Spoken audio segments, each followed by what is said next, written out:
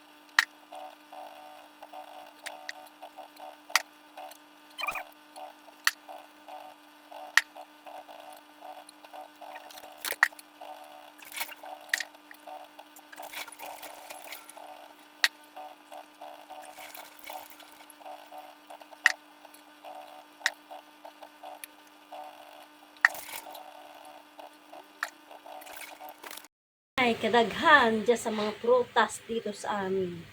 Walang kasawa-sawa. Walang kasawa-sawa sa prutas. Meron na naman ako. Ano to? Kiwi. Kiwi. Ito kiwi. Walang katapos-tapos. Yan to. Walang katapos-tapos na prutas dito sa amin. Ikaw lang yung magsasawa dito.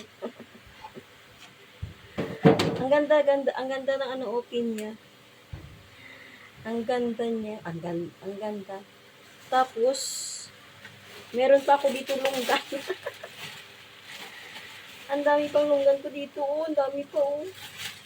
Tapos ngayon may lunggan na naman ako. Oh.